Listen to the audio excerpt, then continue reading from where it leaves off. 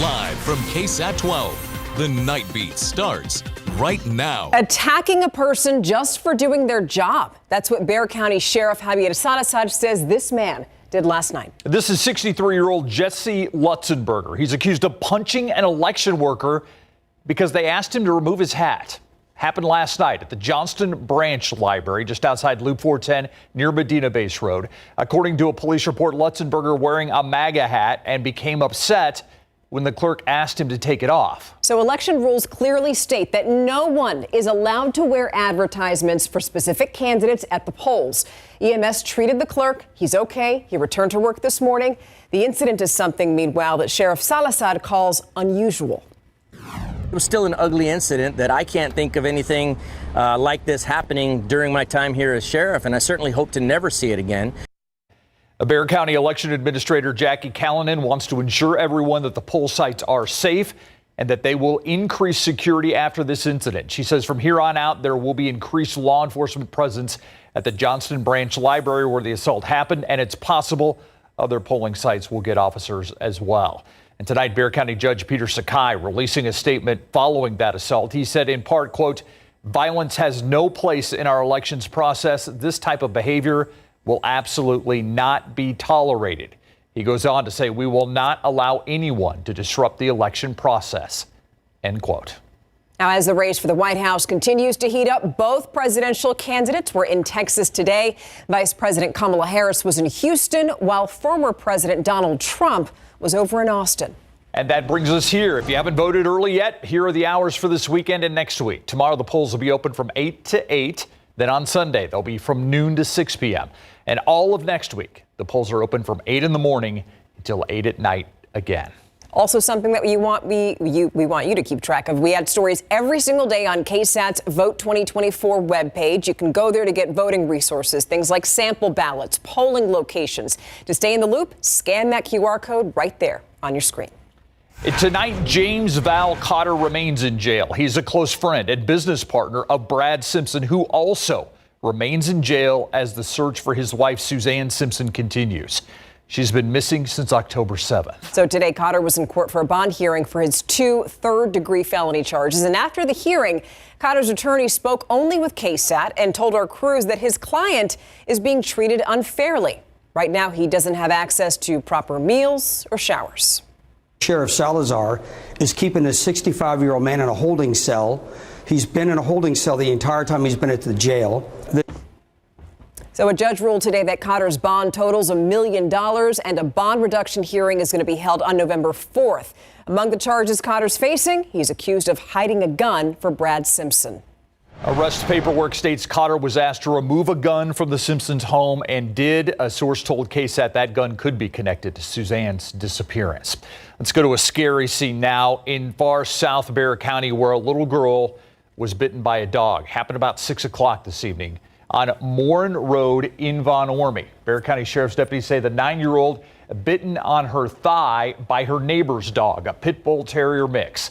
We're told the little girl was not seriously hurt, will be okay. The city's animal care services is investigating. To other news now, a Vietnam veteran and his wife need help after years of medical bills and home damage have really piled up. Now the couple could lose their home. Yeah, as the Night Team's John Paul Barajas reports, the VFW and a local contractor now stepping up. They're also looking for the public's help. This is the worst thing I've ever been through my whole life, because we stand to lose everything. Everything feels as if it's falling apart figuratively and literally, according to Patricia Seyfarth. She says in 2022, storms knocked trees onto her roof, causing serious damages. And at the time, her husband, David, a post-Vietnam veteran and artillery officer, had just been diagnosed with brain cancer. I've always prided myself on being able to get things done. There is no word for how difficult it's been. David's fight with cancer has left him bedridden and limited his ability to communicate. Due to Patricia's own medical issues, she can no longer work either, forcing the couple to live off their Social Security. But for the past 2 years, Patricia has had to take the 24/7 job of caregiver and head of the house. Just within the past 2 years, maybe close to $200,000. With medical bills stacking and a roof that has been left with damages that have only progressed over time, Patricia turned to VFW Post 76, who's helping the couple navigate the VA's disability claims process, and enlisted the assistance of local contractor Blues Crews. I mean, how long do you give this roof before it could potentially fall in or any other sort of issue? Yeah, so that could be any time, actually. A lot of mold inside the house, black mold. There's no doubt in my mind that there's water absorbing in this roof in multiple areas. We're going to find some rotten decking. Casey Lehman and Brandon Green explained the fix on the roof on the low end is about $20,000, but they're going to donate the labor and got one of their suppliers to donate $5,000 in materials. And this Saturday, VFW Post 76 is holding a fundraiser to cover additional costs. It means the world because this struggle has been so extreme and I am no longer able to handle it. Patricia adds even with the help, she could still be kicked off the insurance if repairs aren't started within the next few weeks. Those stepping up promise they would get the necessary work done. John Paul Barajas, KSAT 12 News. People helping people. Again, that fundraiser to help cover the additional costs for the roof repairs will be tomorrow from noon until they sell out of food. And the address is on your screen. It's VFW 76. That is located at 10th Street in San Antonio. By the way, that's not far from this weekend's big celebration downtown from Huertos Fest. More than 100,000 people are expected to make their way to Hemisphere and Civic Park Saturday and Sunday. The best part of this, it's free to go. The hours are right there on your screen. And if you can't go, we have you covered because we're going to air a special broadcast of the event next Wednesday on all KSAT platforms. I'm going to be hosting along with RJ Marquez. All right, if you're a fan of science fiction and space shows and movies, we have a place for you. SpaceCon underway this weekend at the Freeman Coliseum Expo Hall. I got to visit with actor William Shatner, Captain James T. Kirk of Star Trek fame, T.J. Hooker, Denny Crane. He's going to be at SpaceCon tomorrow until 3 o'clock. They have stars like Shatner, panel discussions, lots of stuff for sale. We had some technical issues with my William Shatner interview. We're working on it, hoping to get those fixed and bring you that interview at a later date. By the way, SpaceCon runs through this Sunday at Freeman Coliseum's Expo Hall. Tarped and taped, but phase one of this construction project at Travis Park Church is nearing completion. Coming up tonight on the Nightbeat, as this church reaches the 5-year mark of a devastating roof collapse and flood, where their project currently stands.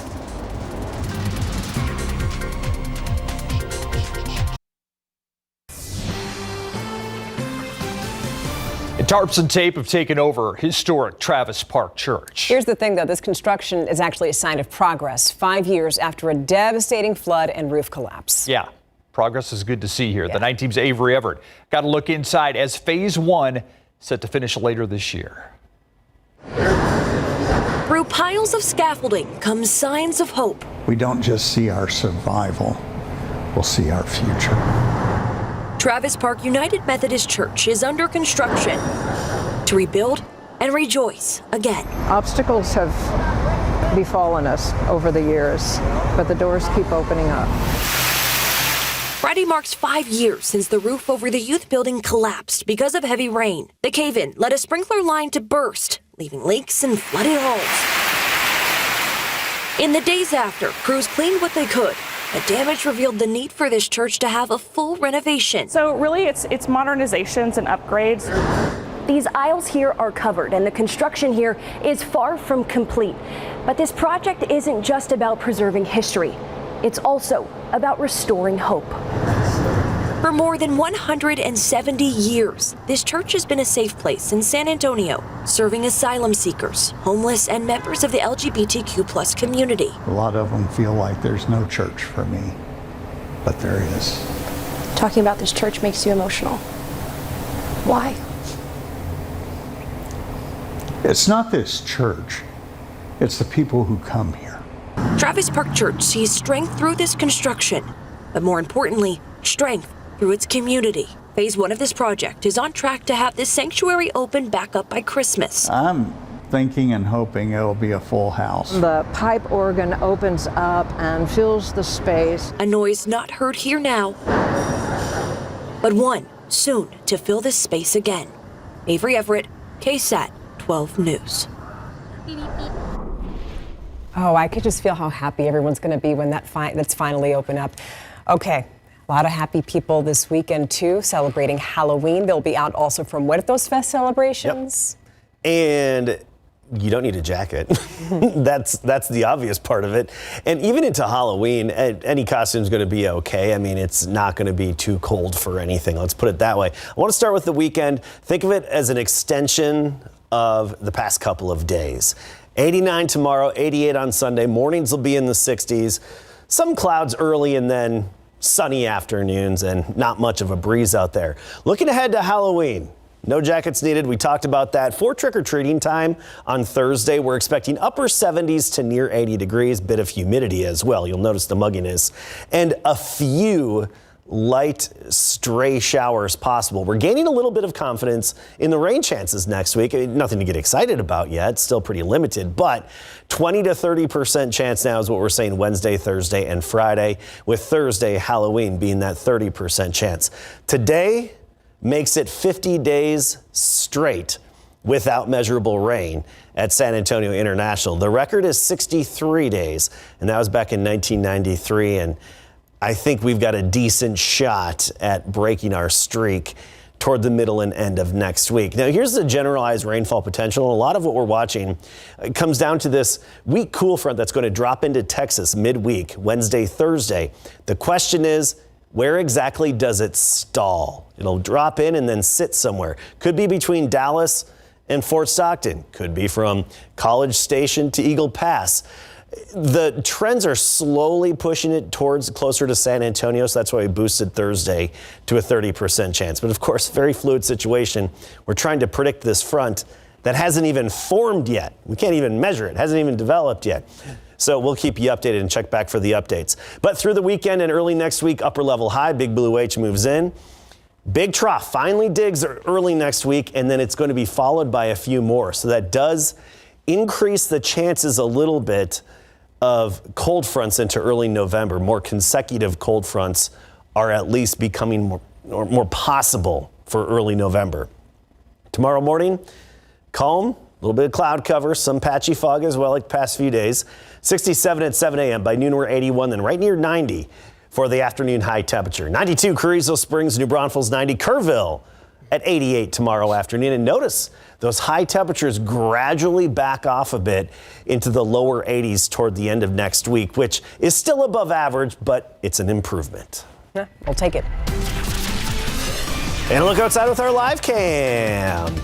Clear sky out there right now, but be prepared for some patchy fog if you're waking up early tomorrow morning and hitting the roadways. Also, just like today, a little bit of dew covering the trails and sidewalks. Also, just traffic all weekend because of what's happening downtown. Thank you. All right, let's move over to football right now. Yes. Huge game of the week with playoff implications. Absolutely. So Smithson Valley at New Braunfels. Fantastic first half for both sides. Second half was a little one-sided. And check out this defensive play right here by Smithson Valley. And because of that, the Rangers are leaving with smiles on their faces from Unicorn Stadium. And our streaming game tonight featured Uvalde at Davenport. We got those highlights as well, plus several other games coming up.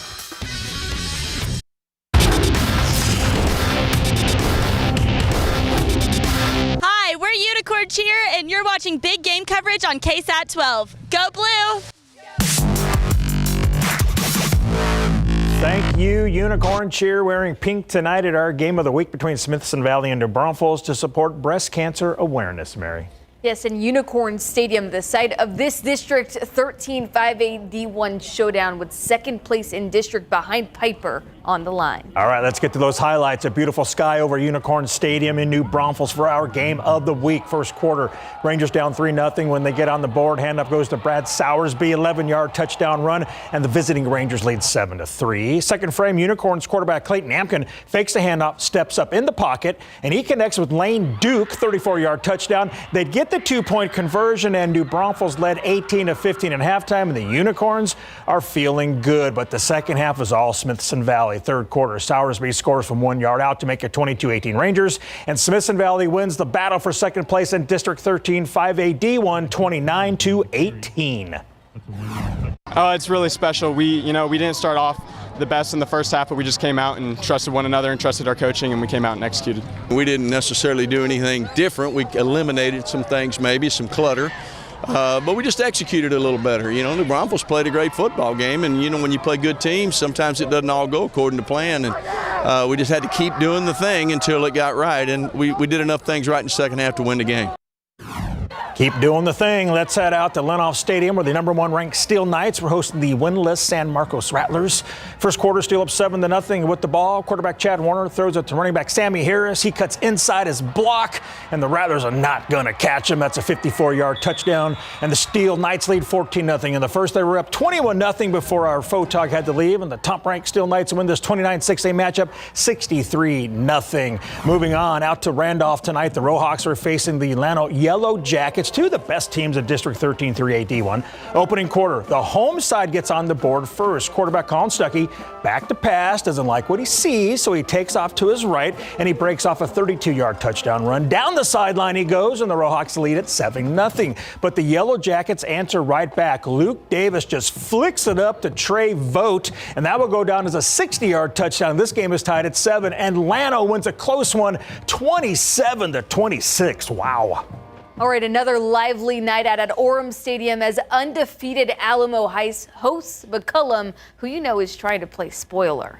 The Mules are 8-0 and have a one-game advantage on Tybee for the lead in District 13 5A D2. First quarter, Alamo Heights QB Robert Mickler drops back and tosses a dime to five-star recruit Michael Terry III. Those two have been doing that and making it look easy all season long. The Mules defense giving the Cowboys trouble, getting the safety, and the Mules stay perfect with the 60-0 shutout victory. Churchill and Reagan squaring off at Comalander Stadium in a pivotal District 27 6A game. A win or loss here could be the difference between second and fifth place. And after an interception, Rattlers capitalized Chris McKendall with a TD grab to tie the game, until Churchill's sophomore running back Caleb Rond wreaks havoc on the Rattlers with a 47-yard rushing touchdown. But it's the Rattlers who come out on top 28-21. More 27 6A action. Clark going up against Roosevelt at Hero Stadium. Clark in front 21-14 in the second half. Xavier Canavis adds to the Cougars' lead, finds open field and waltzes in for the long rushing touchdown. Clark would later turn the ball over, but the Cougars would recover the muff snap and seal the win. Clark 35, Roosevelt 21. All right. Glow big or go home at Harlandale Memorial Stadium tonight, where Harlandale was hosting the Victoria West Warriors. Opening kickoff, the Indians field the ball at the 5-yard line, and they go reverse on the kick, handing the ball off to Michael Palomino. And this is a great way to start off this district contest. He cuts back inside, and Michael Palomino's taking that baby back 95 yards for the touchdown. Electric start for Harlandale, but Victoria West comes back to win 56-27. Another action, Burbank and Brackenridge are playing football at the SAISD Sports Complex. Second quarter, Burbank ball. Star quarterback Kevin Hernandez moves his teammate wider and into the right position. Come on, bro, you got to listen. And then Hernandez throws the ball to Izzy Zapata for a short touchdown. That's a bad duo right there. Bulldogs lead 35-0, and the Bulldogs win 56-6. All right, the student section of Central Catholic High School is one of the best in the area. Buttons taking on the TMI Panthers tonight, right across the street from KSAT 12. Fourth quarter, running back Brian Hall Jr. takes the snap and he hands it off to Xavier Ruelas for a short touchdown. The Buttons lead 60-0, and Central Catholic takes it 60-0, Mary.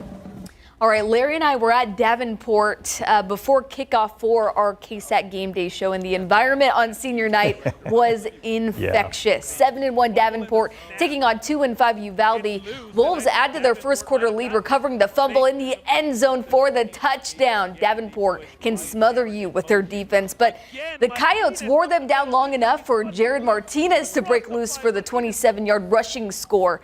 Davenport, though, regained control from there, winning 56-24. Fifth-ranked Brennan has been putting up video game-like numbers all season long. Stevens hoping to slow down the District 28 6A leading Bears. First quarter, screen pass to Brennan senior Malik White. and he'll take it all the way inside the 15, and the Bears will score by tush-push. QB Hayden Glass with the score. All Brennan in this one, 52-0 shutout as the Bears stay undefeated in the district.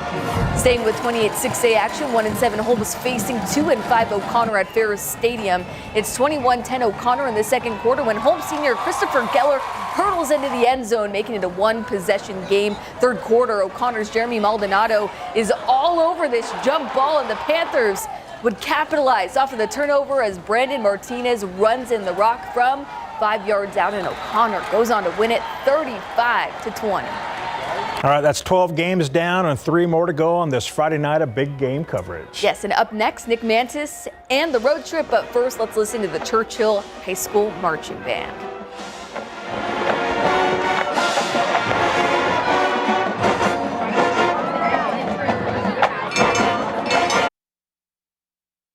Welcome back to KSAT 12 and big game coverage. Time now for the road trip with stops in Hondo, Medina Valley, and Von Ormy. Here's reporter Nick Mantis working with photojournalist Luis Cienfuegos. What's up, guys? We're starting our BGC road trip right here in Hondo. The Owls are about to take on Crystal City, but before all that, we got here just in the nick of time to help out the Owls with some ticket sales. Let's go. One side, there we go. You're very welcome. Thank you. There we go. Oh, wow. There's the Thank rosters you. there. You're very welcome. Nice. Hey guys, make sure you guys scan. There's 1 and 2. All right, you guys are set. And one thing it reminds me of is my days of being a bouncer in college. It's not as intense, but it's almost right there. After everyone took their seats, it was a defensive battle. The Owls going to the air, but it's intercepted by Eric Garcia in the red zone. And so you knew it was time to head to our next stop.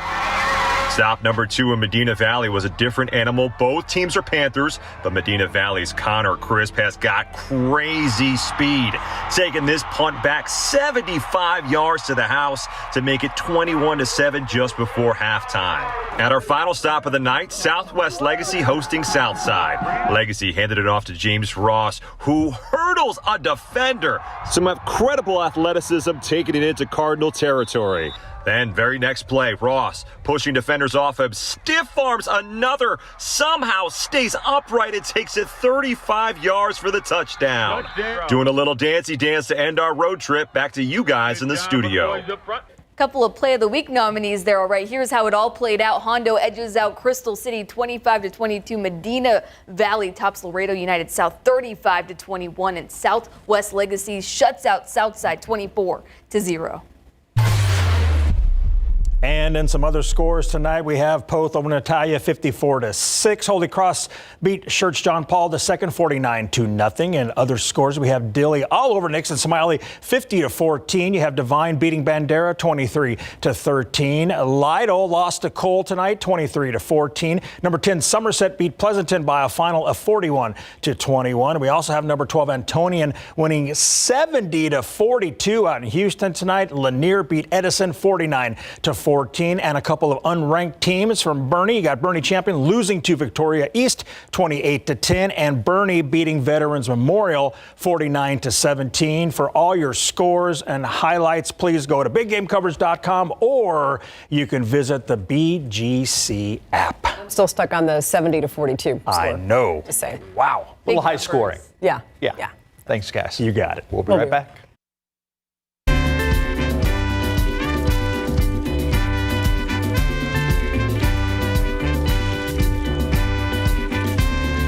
Okay, we're excited about this. A quick reminder, Muertos Fest happening this weekend at Hemisphere and Civic Park. You can see the hours of the festival right there on your screen. If you can't go, we've got you covered. We're going to air a special broadcast of the event next Wednesday on all KSAT platforms, and I'm going to be hosting along with RJ Marquez. Adam. This is how you end a Friday. There we go. Right here. Stinking cute. Baby boy's first Halloween. Little pumpkins right there. They look like identical twins, huh? Look at that. I'd say identical. I don't know. They're so young, but to me, look identical, not fraternal. Either way, they're adorable. Of course. Yes. Do you think the parents get them confused? Have an awesome weekend. We'll see you down there tomorrow for Muertos.